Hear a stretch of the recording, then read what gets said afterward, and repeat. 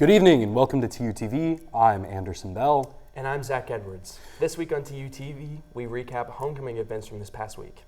But first, let's take a look at this week's major international headlines.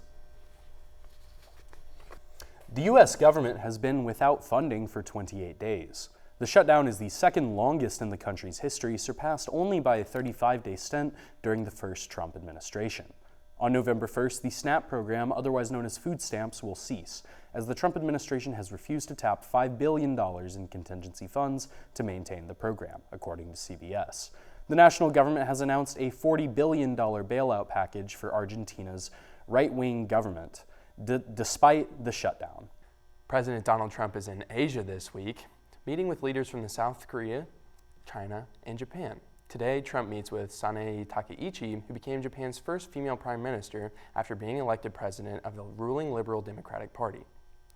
Prior to her accession, Takaichi served 30 years in the Japanese House of Representatives. Takaichi has prioritized tackling inflation and plans to raise defense spending to 2% of Japan's budget. Later this week, Trump will arrive at China to negotiate a trade deal with Chinese President Xi Jinping. Trump threatened China with a 100% tariff on Saturday, but backed down following a two-day meeting with Kuala Lumpur, Malaysia. On Sunday, Trump and Xi Jinping announced that they had come to an initial consensus following a meeting by trade negotiators representing both leaders. As part of the deal, China will likely lower its export restrictions on valuable rare earth metals, which have many high-tech applications.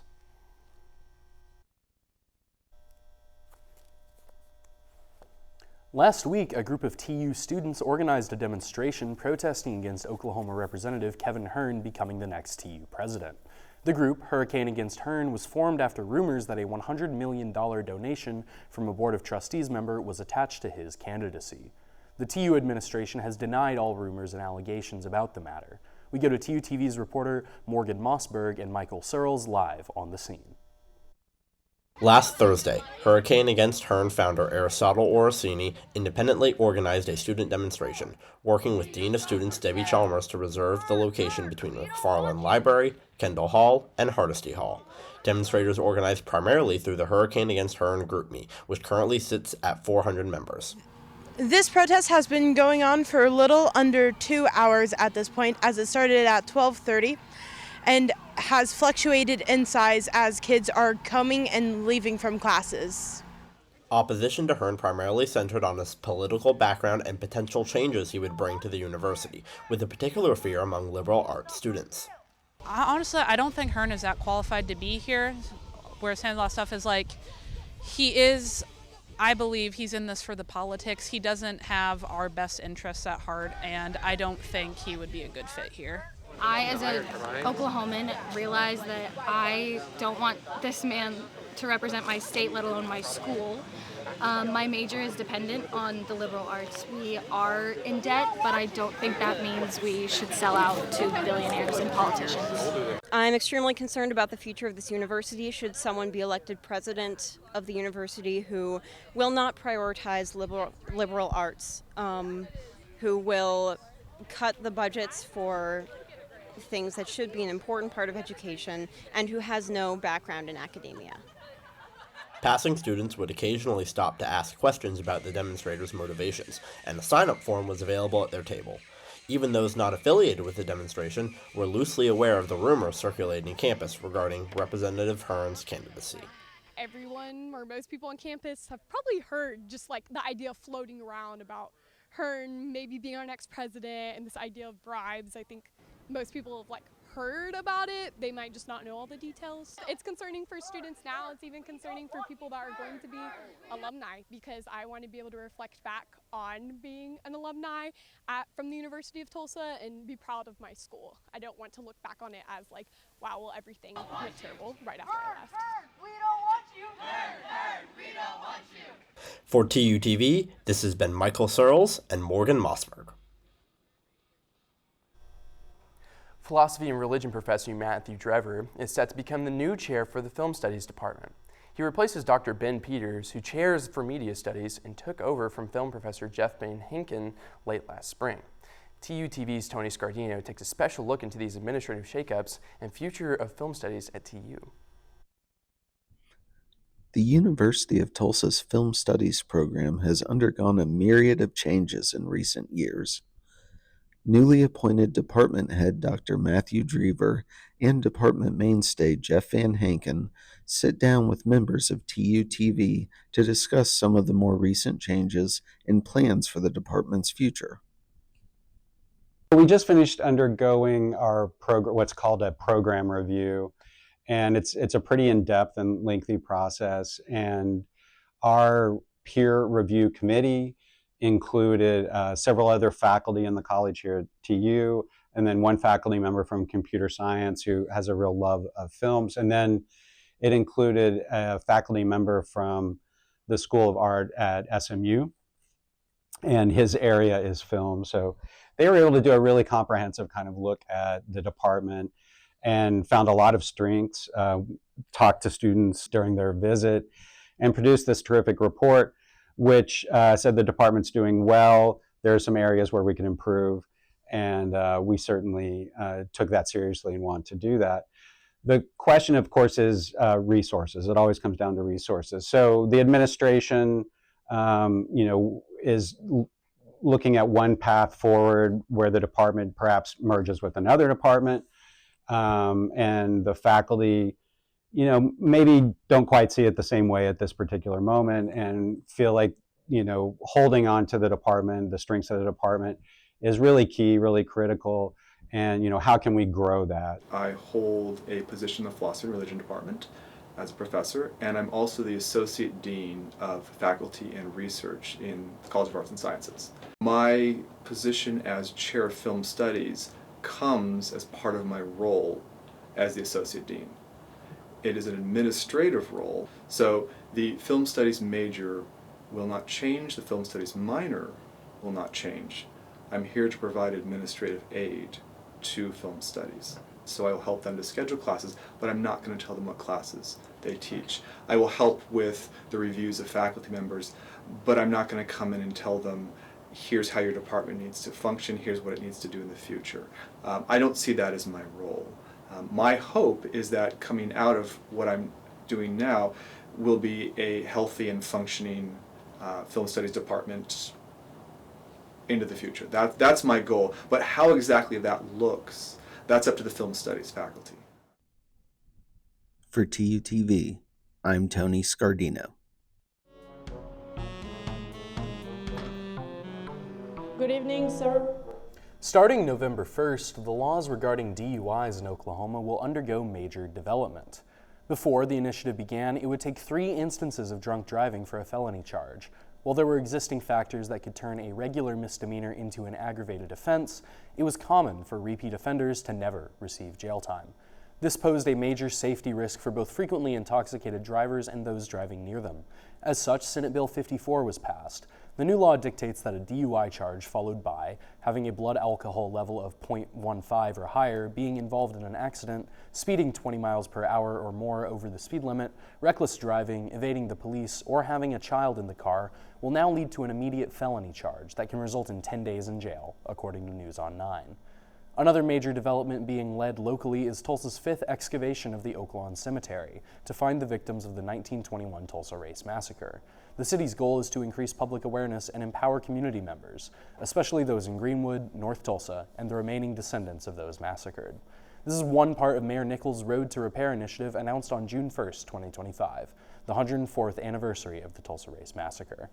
During these excavations, as of October 24th, experts have found 42 new graves and are currently investigating their origins, according to the official city government website. Well, a lot of big stuff going on in the international world, in the world at large today, a lot of heavy stuff. So, Zach, I just wanted to ask, anything that's brightened your week so far? Well, it's Halloween season, so you've been seeing a lot of costumes around campus, and that's just really fun, as well as Tulsa in general. It's good to see people getting in the spooky spirit. Yeah, no, absolutely. And I mean, if you want to get into the spooky spirit a little bit more, one album I would absolutely recommend by the Alan Parsons Project is Tales of Mystery and Imagination. Go check it out. But anyway, still to come, our full coverage of TU's homecoming week. Plus our weekly TU TV weather report. We'll be back after this. The University of Tulsa's Psychology Club celebrated Halloween on October 22nd at the Hurricane Plaza. Today, we're doing a little psych event. We have word searches, mazes, we have a little Stroop challenge. So, yeah, and then candy, and then, of course, the dogs. Our Psychology motto is fostering minds, enriching lives, empowering all students through psychology. So we do a variety of events like this throughout the year. We might have mental health events. We have events that allow students to get more involved in the psych community. And we have events that are for like the general body of psychology club. You can scan the QR to join their group meet to figure out any information on any meetings that they have, or you can just come hang with some dogs and relax during midterms. For TUTV, I'm Chelsea Hinojosa. Hello and welcome back to TUTV. My name is Ethan McDermott. And my name is Chelsea Hinojosa. Tonight we're providing full coverage of last week's homecoming events.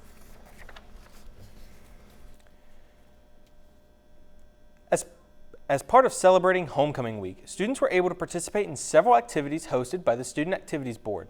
One of these activities was Fall Fest. TUTV reporter Reese Wood gives us a look at what the event was like. On Monday of Homecoming Week, students were able to participate in Fall Fest, an event hosted by the Student Activities Board, full of activities from pumpkin painting to a petting zoo to mechanical bull riding. After wading through a considerable line, students were able to get a free homecoming t-shirt and participate in all of Fall Fest's activities. I'm out here right now because I just want to get outside of school, just relax for a bit. School has been kind of stressful. Right now I feel like unstressed. It's really fun. I petted some animals over there, fun. There's some bunnies. Bunnies were cool. Sweet. Yeah, I'm just happy to be here with my friends. Having a good time overall. This event was just one of many hosted by the Student Activities Board during UTulsa's Homecoming Week. For TUTV, I'm Reese Wood. Wednesday, SAB brought us the Old Gold West, a new twist on the Rage Room style event from the previous years. TUTV reporters Vaughn Ho and Emily Mays brings us the story. Homecoming week continued last Wednesday with Old Gold West. The Western-themed event drew students for an evening of cowboy hat painting, escape room challenges, axe throwing, and a popular pumpkin smash that offered midterm stress relief. The first 500 UTulsa students received a complimentary homecoming t-shirt. So we started planning this event about a month ago.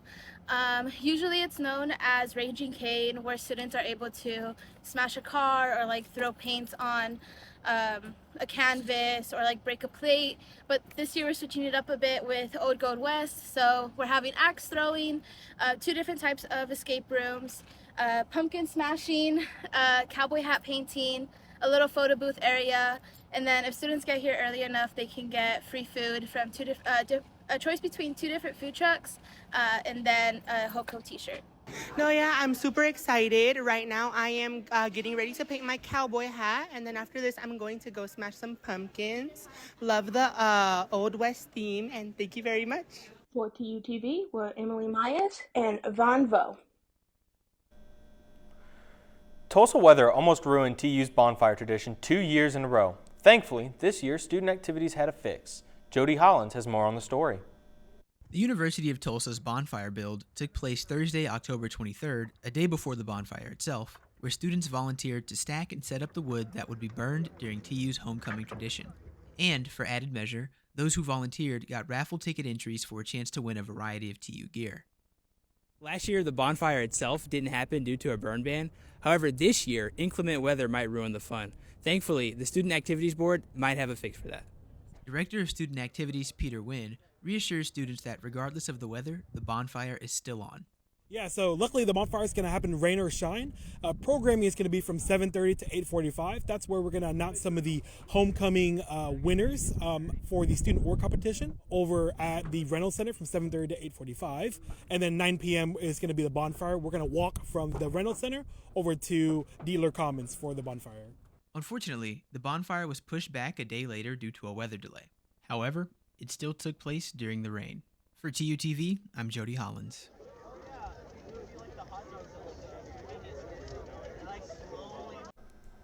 Due to inclement weather, Friday's homecoming prep rally and Saturday morning's tailgate were both held inside the Reynolds Center. TUTV reporter Michael Searles brings us coverage of our homecoming week's main event showcase.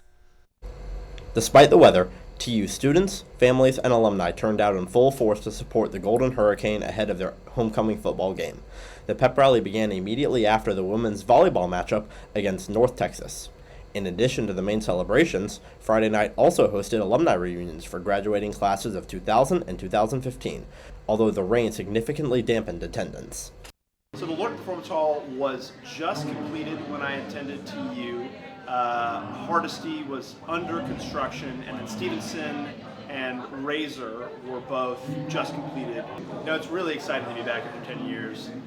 TU looks a lot the same. There are some differences, but really it's kept that Tulsa charm that has been maintained throughout the years. Turnout for Saturday morning's tailgate was similarly affected, starting small but growing up until game time. Content creators and TU football alums Bilu and Zaz hosted the event, which also featured a concert by the country music band Levon. During halftime, TU recognized its distinguished alumni and homecoming court nominees as they took the field. Vishwesh Dayal, representing the South Asian Student Association, and Emma Grace Anderson, representing Kappa Kappa Gamma, were crowned homecoming king and queen respectively. For TUTV, I'm Michael Searles. To cap off TU's homecoming week, the 2-5 Golden Hurricane football team faced off against the 4-3 Temple Owls on a chilly Saturday afternoon at H.A. Chapman Stadium. Here's Benton Raymer with more. This Saturday, the Golden Hurricane faced off against the Temple Owls. TU started with the ball and were held to a field goal on their first drive, giving them an early 3-0 lead. Temple responded with a 24-yard touchdown pass, taking a 7-3 lead. Midway through the second quarter, TU responded with 2 unanswered scores, taking a 17-14 lead at half. Coming out of halftime, Temple opened the third quarter with a 13-yard touchdown pass to take the lead. Tulsa and Temple then traded scoring drives, leaving the score at 28-24 at the end of the third. In the fourth quarter, Temple tacked on 3 with a field goal, and then Tulsa scored to even the game at 31. Tulsa had the ball and time on the clock at the end of the fourth, but opted to kneel and force overtime instead. Temple got the ball first in overtime and easily scored, followed by a successful extra point. In TU's possession, they also scored, but instead of forcing double overtime with an extra point, tried to take the game with a 2-point conversion.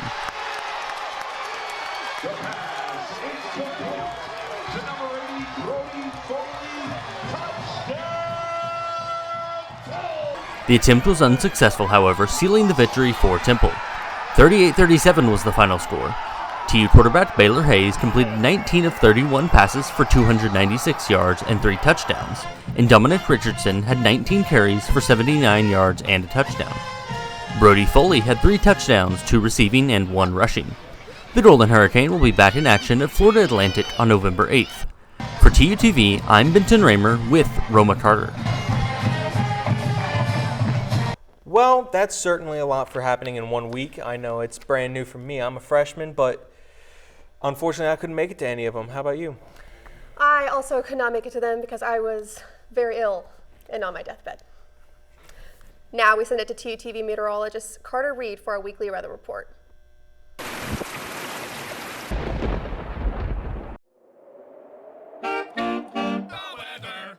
Hi, and welcome back to your TUTV weather. I'm Carter Reed, and let's go ahead and take a look here at our 7-day forecast. Today's going to be coming to a close. Low 60s, staying pretty cool with that rain finally having moved out of the area.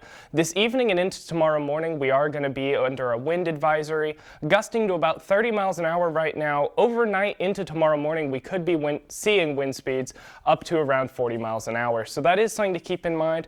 Rest of the week, we're going to be seeing a slight warming trend, things staying pretty calm in the area, partly cloudy, sunny as we move later into the week, so plenty to look forward to there. Taking a look now at the Atlantic Basin, where Hurricane Melissa is, as of time of recording, making landfall over the island of Jamaica. Now, this is a pretty severe hurricane, currently Category 5, center pressure recorded around 892 millibars, so extremely low pressure, actually the 3rd lowest ever recorded. It will weaken slightly as it traverses over the rocky terrain of the island.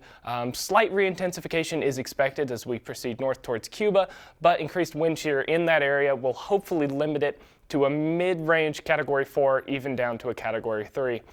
That's all I have for this week, and now over to campus news.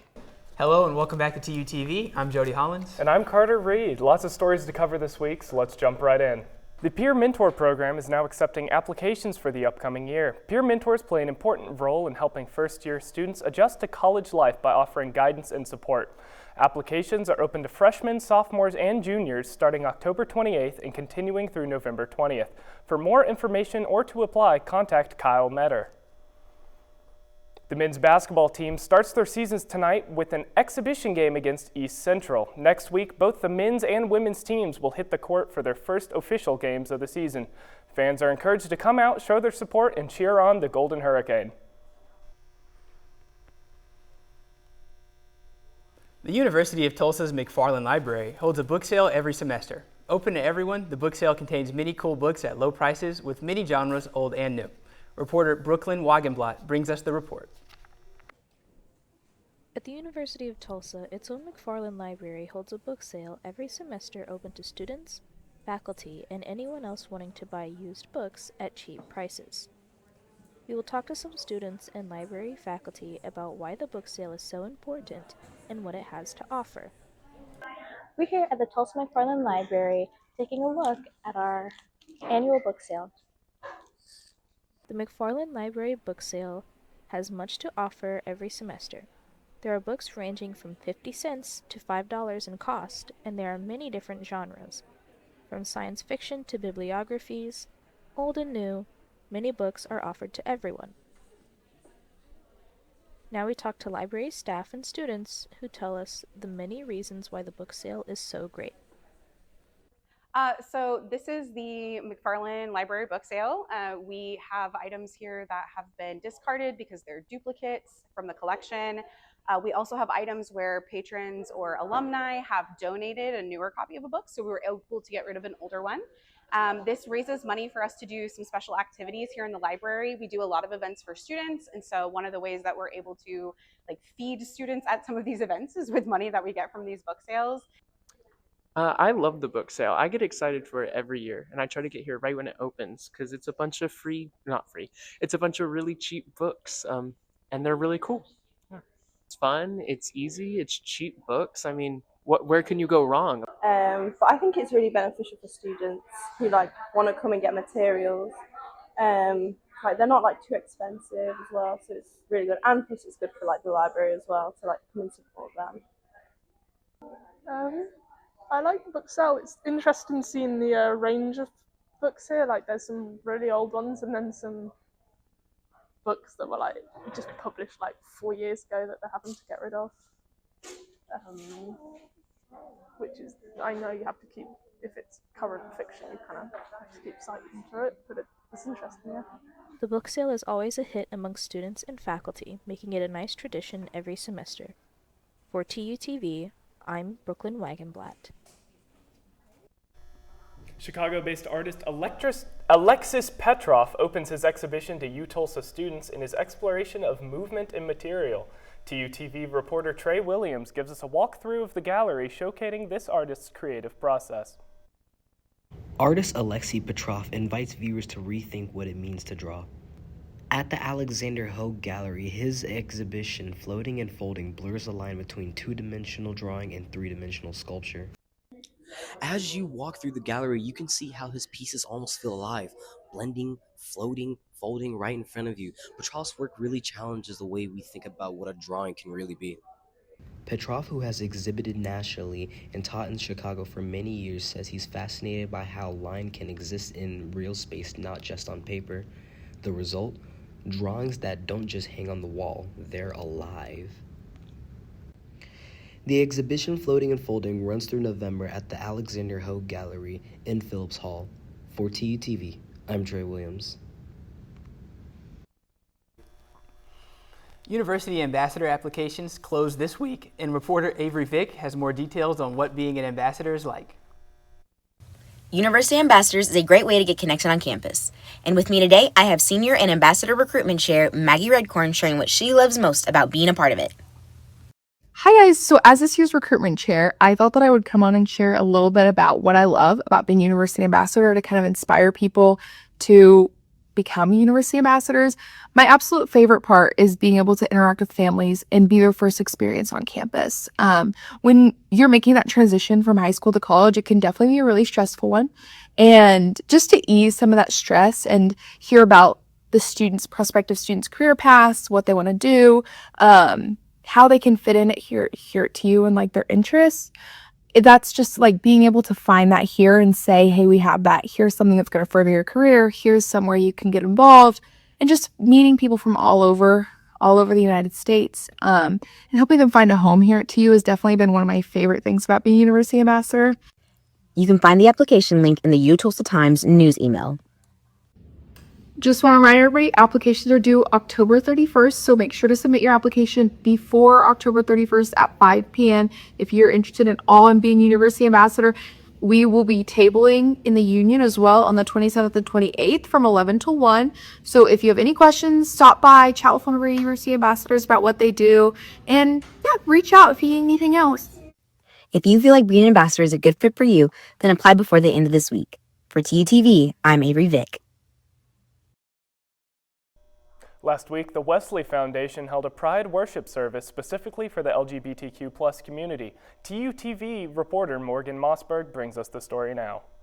Hi, my name is Morgan, and today I'm here at the Wesley Foundation to report on the Pride worship service. Because October is LGBTQ+ History Month, this month's sermon was over Pride. I thought it was wonderful. As someone who is part of the community and honestly as someone who isn't Christian myself but who wants a spiritual outlet. I thought it was really great. I think having services for young adults that are like very specifically marketed for the LGBT community and to very purposefully invite those folks in is just really important, especially in this like social climate that we're in right now, because sharing the love of God is definitely for everyone, and being able to help with that is a really awesome thing. If you happen to miss the worship service but want to get involved with the Wesley Foundation, they host events throughout the year. And if you fall within the LGBTQ+ community and you are curious about how religion interacts with the community, there is a peer support group called Plus that meets here every second and fourth Wednesday of the month at 6 to 7. Now let's send it over to our sports correspondent, Andrew Griffin, for further analysis of TU's homecoming football game. Thank you, Carter. It was a nail-biter this weekend at homecoming weekend at Chapman Stadium, as Tulsa and Temple went back and forth before the Owls edged out the Golden Hurricane in a 38-37 overtime thriller. Hurricane quarterback Baylor Haynes showed immense poise in the pocket, completing over 60% of his passes for 296 yards and 3 touchdowns. Senior running back Dominic Richardson provided steady production on the ground, averaging over 4 yards per carry, and even punching in the game-tying touchdown with 3:44 remaining in regulation. On the other side, Temple quarterback Evan Simon delivered 5 touchdown passes and a decisive strike in overtime. Tulsa's defense, led once again by a Ray Coney tackling masterclass, fought hard to disrupt Simon's rhythm, but the Owls' passing attack ultimately seized the day. The Golden Hurricane will look to regroup with a road trip to Florida Atlantic next week, aiming to turn this close loss into fuel for a bounce-back performance. For sports, I'm Andrew Griffin. Carter, back to you. Man, what a game that was. I mean, it's unfortunate it ended that way. Absolutely. I mean, I was there. It was one of those games where it really could have gone either way, and we had a good game regardless. I was excited to see our, a close game for once. Oh, for sure, yeah. There's always a next year. Absolutely. Well, thank you all so much for tuning in. Be sure to come back here next week for TUTV.